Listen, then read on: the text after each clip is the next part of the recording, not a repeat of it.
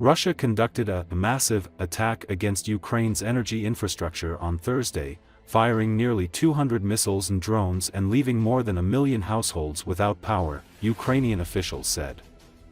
Russia's second major aerial attack on Ukraine's power grid in less than 2 weeks amplified fears that the Kremlin aims to cripple the country's power generation capacity before winter. Russia in previous years has targeted Ukraine's electricity generation, aiming to deny civilians critical heating and drinking water supplies during the bitter winter months and break Ukrainian spirits. The attacks also seek to hobble Ukraine's defense industry that is now producing missiles, drones and armored vehicles, among other military assets. In some regions on Thursday, caliber cruise missiles with cluster munitions smashed into civilian targets, Ukrainian President Volodymyr Zelensky said, calling it an insidious escalation. Cluster munitions release numerous small bombs over a wide area, making them dangerous to civilians both during and after an attack. Russian President Vladimir Putin claimed his forces struck 17 Ukrainian targets Thursday, including military facilities and their support systems, with 100 drones and 90 missiles. It was the 11th massive combined attack by Russia on Ukraine's energy infrastructure this year. But the Ukrainian Air Force claimed to have shot down 76 cruise missiles and 3 other types of missile as well as 32 drones. It added that it lost track of 62 Russian drones, which most likely were jammed by electronic warfare. Neither side's claims could be independently verified. Ukrainian officials have warned recently that Russia was stockpiling cruise and ballistic missiles, presumably for another pre-winter aerial campaign against Ukraine's power grid. Ukrainian officials have in the past accused Russia of weaponizing winter. Such massive attacks have been a regular feature of the war. Around half of Ukraine's energy infrastructure has been destroyed during the almost 3 years of war with Russia, and rolling electricity blackouts are common. Kiev's Western allies have sought to help Ukraine protect power generation with air defense systems and funds for rebuilding. Last March, the International Criminal Court in The Hague issued arrest warrants for 2 high-ranking Russian military officers on war crimes charges linked to attacks on Ukraine's civilian infrastructure, including power plants and electricity substations. The war has been going in Russia's favor in recent months as its bigger army uses its advantages in manpower and equipment to push Ukrainian forces backward in eastern areas, though its offensive has been slow and costly.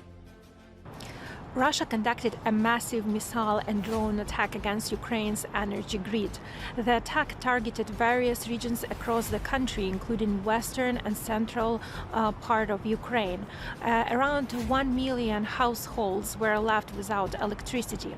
This is not the first time Russia has been attacking Ukraine at such a big scale. In fact, this is 11th attack since the start of this year. This is part of Russia's strategy to destroy the energy system and also decrease the morale of ordinary people to keep resisting against Russia's aggression that started nearly 3 years ago. First, it started attacking Ukraine's energy system 2 years ago in autumn, and since then Ukraine's energy system was devastated and it has lost a significant part of its infrastructure. That's the reason why rolling blackouts have become a common thing. But every such big attack actually makes it more difficult for the energy system, and people have to cope with longer hours spent in darkness. That's the reason why President Volodymyr Zelensky has been urging Western partners to aid Ukraine with more air defense systems to help cover Ukrainian sky and protect it from the incoming Russian missiles.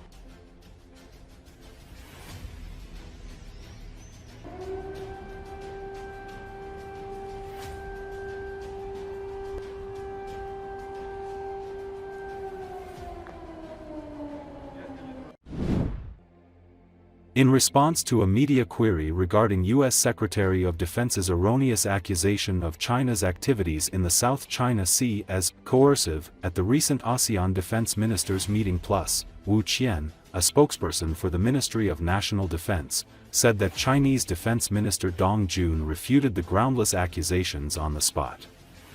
Wu quoted Dong as saying that the U.S. side prods with and connives at a regional country to make provocations in the South China Sea for its selfish gains, which severely undermines regional peace and stability. The root causes behind the acts lie in its entrenched Cold War mentality and hegemonic thoughts, Wu said. The Chinese side stays committed to handling disputes through friendly consultation, Wu said, urging the U.S. side to stop fabricating lies, making provocations and stirring up troubles, and refrain from going further down the wrong path. 美国防长在东盟防长扩大会议上对中方无端指责，董军部长当即予以严厉批驳。董部长指出，美方出于一己私利，挑动纵容个别地区国家在南海挑事儿，严重破坏地区和平稳定，值得域内国家高度警惕。美方上述做法，根源在于其一贯的冷战思维和霸权心态，美式虚伪的双标，在乌克兰危机和巴以冲突中体现得淋漓尽致，理所当然为世界广大爱好和平的人民所不齿。中方一向致力于通过友好协商处理争议问题，同地区国家一道，将南海打造成和平之海、友谊之海、合作之海。我们要求美方停止编造谎言，停止挑衅滋事，不要在错误的道路上越走越远。